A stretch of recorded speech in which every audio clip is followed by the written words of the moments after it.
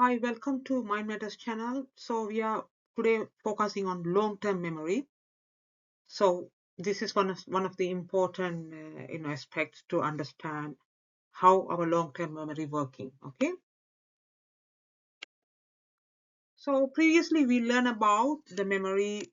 Atkinson Shiffrin's talking about the memory, and they obviously they simplified this memory structure, long-term memory structure, and so they said the long-term memory is just like a saving information, and whenever you need it, you obviously retrieve the information and pass to the short-term memory, isn't it? So now Endel Tulving, 1985, who proposed that long-term memory has obviously three components. It's not like a one component. It has a three component. One is episodic, the other one is semantic, and the other one is procedural memory. The three parts are working in a different mode. Okay, clear? So I can show this picture in our life we can see we can get the information in different ways, isn't it? We are visualizing the information, and we are just learning the information, and we are listening the information, and we are remembering the information. Lots of things are every day to day life we are just perceiving right from our environment. But according to the Tulvin's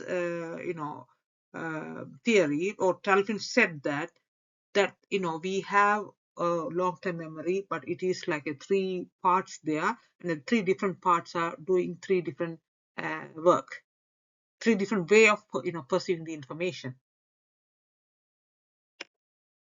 So that's what he said, episodic memory, semantic memory, and procedural memory. So when you see the episodic memory, it's very interesting, because it's episodic memory is we are just remembering the the event, any event comes in our life, we are remembering, isn't it? So it's not like purposely we are just thinking that I need to remember this. It's automatically we are remembering those events. It's mostly connected to emotions, isn't it?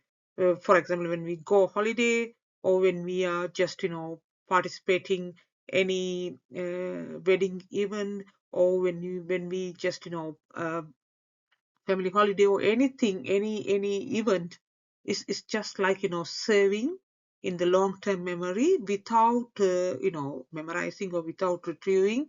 It's automatically quickly go and serve our episodic memory. Yeah.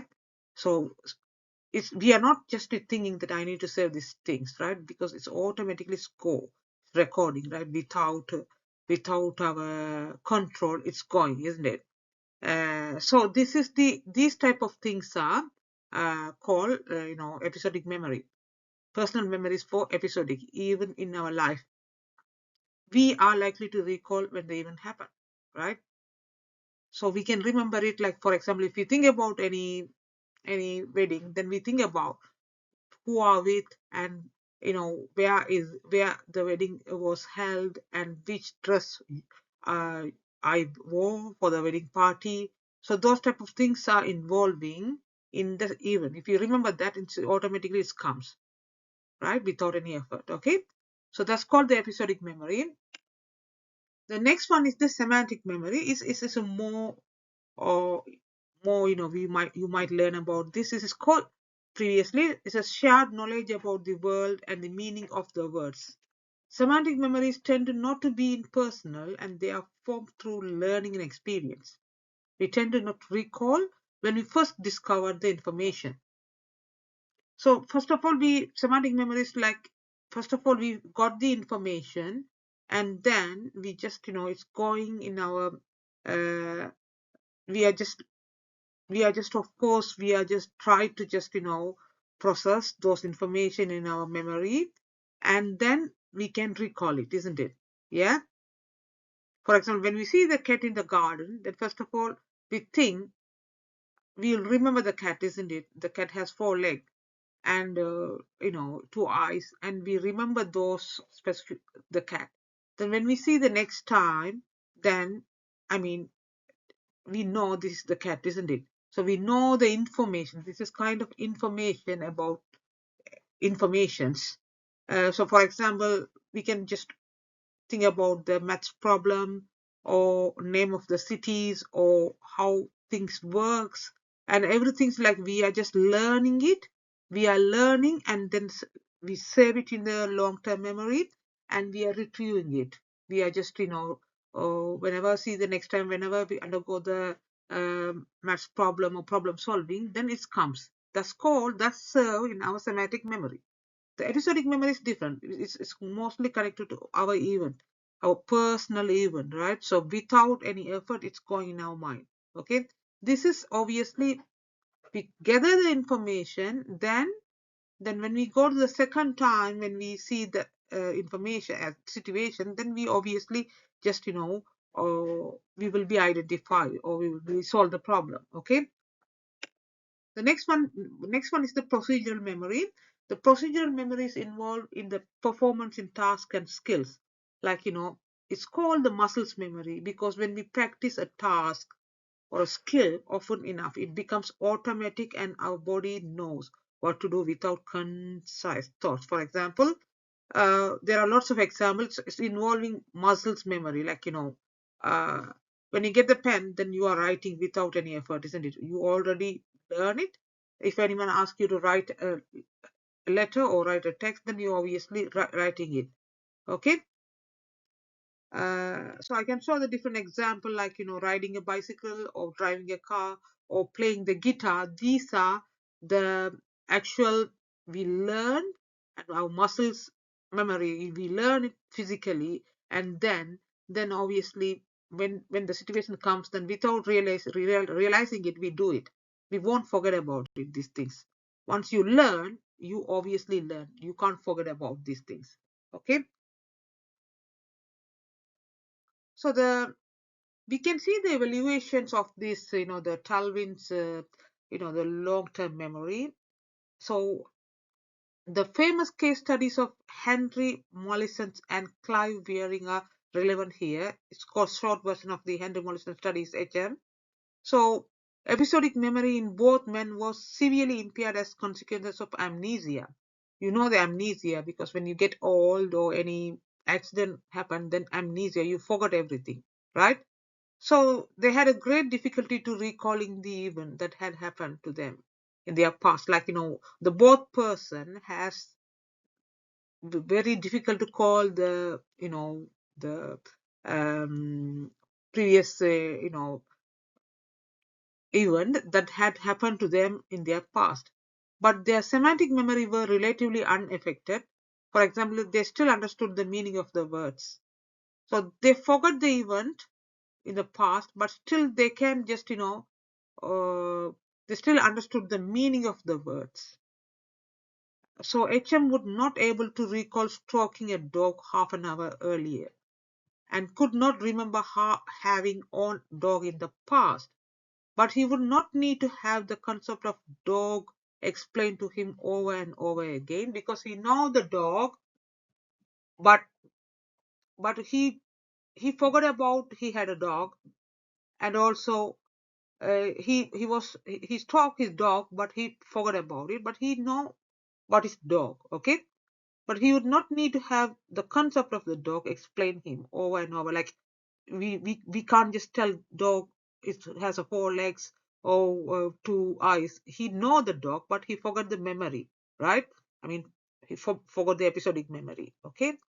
So the semantic memory is working here because he know the dog, isn't it? Previously, he know this is the 4 legs and 2 eyes, so this is called by dog, okay? They both knew their procedural memories were also intact. Um, they both knew how to tie their shoelaces, how to walk and speak and Clive Wearing case. He was professional musician, how to read music, sing and play the piano. So the procedural memory also working because they already know how to do these things, right? Walk and speak. But only the thing is episodic memory was damaged, right? So this is proof that the long-term memory has the different type of component, okay? So you can just use this as a strength of his, the studies. right? When you evaluate these studies, then you can just, this is a good example of evaluate the studies. This evidence support Tulving view that there are different memory stores in LTM. One store can be damaged, but other stores are unaffected. This is clear evidence that not only are these types of memory different, but they are stored in different parts of the brain, like different areas they are to store, right, in the memory. Yeah, for episodic and the semantic and the procedural have a different part. Okay, so I'm just going to give further evidence for the three different components and also the three different part of our brain just doing this work, right?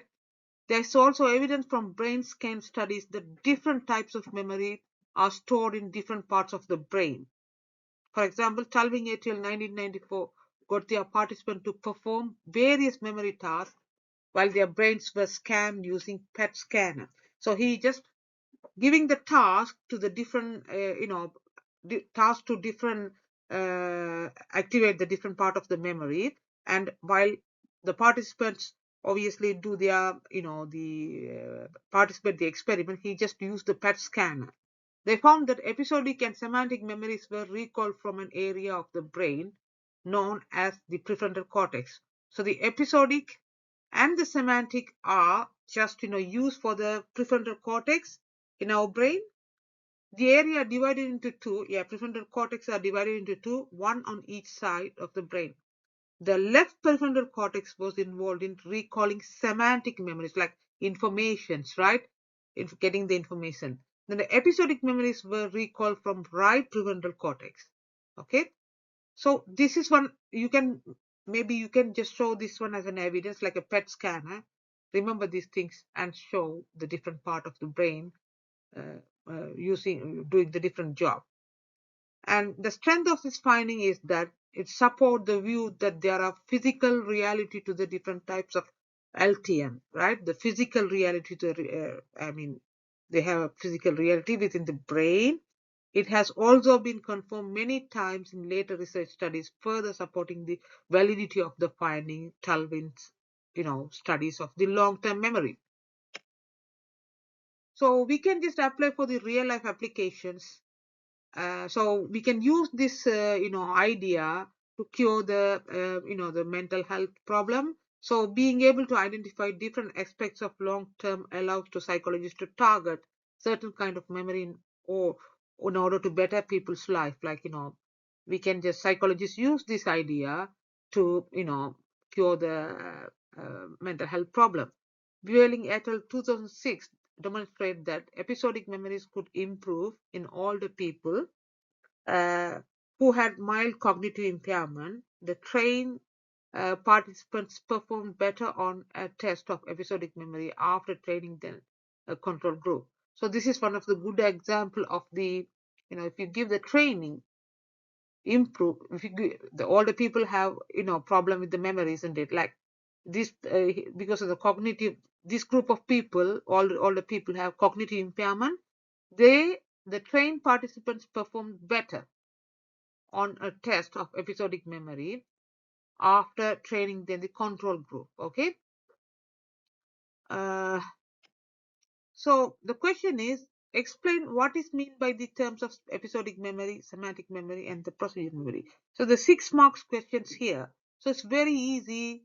You can answer the question like in long-term memory, store for personal events in our life, that is called the episodic memory, isn't it? This has been linked to diary. You can remember the diary and just think about link to the episodic memory.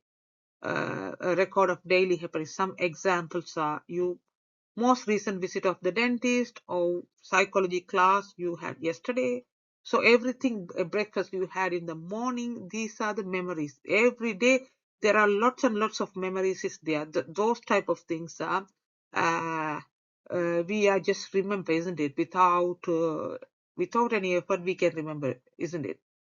And secondly, our memory of single episode will include several elements, such as people and places, objects and behaviors, and all of them are interwoven to produce a single memory. Like, for example, if you go to the wedding party, then you can not only just remember uh, the date and place, and that all, but also you can remember most of the most of the uh, informations, like, what type of dress you wore, what type of dress your friends wore, and what type of view you had. So everything you just remember as a single episode. Think about it's kind of film, right? When you watch the film, then it's just like comes, isn't it? Like once you finish, then still you can remember. Same thing when you are obviously go a different place, everyday life, you can just, remember the things. To what extent does Tulving model of long-term memory explain how adult learners integrate new learning with prior knowledge? So, to what extent does Tulving model of long-term memory explain how adult learners integrate new learning with the prior knowledge? So in order to answer that question, first of all, you need to mention who invented or who proposed those idea, which is, Tulving, 1972. So he introduced the three type of memory. So the adult learners obviously using these three type of memories, and then, uh, learning the learning process are happening through that three type of memories, right? Which is episodic and semantic and procedural memory. So the episodic memories create emotional and experience anchors that makes new information more relevant and easier to integrate. So if we already know things, then we can, for example, if we emotionally, if for example, if you learn some situations, then the situations just record in our episodic memory, and then when the same situation comes, then we just, find or we can just go for the decision. So that is called episodic memory. And also the semantic memory will help us uh, process by organizing.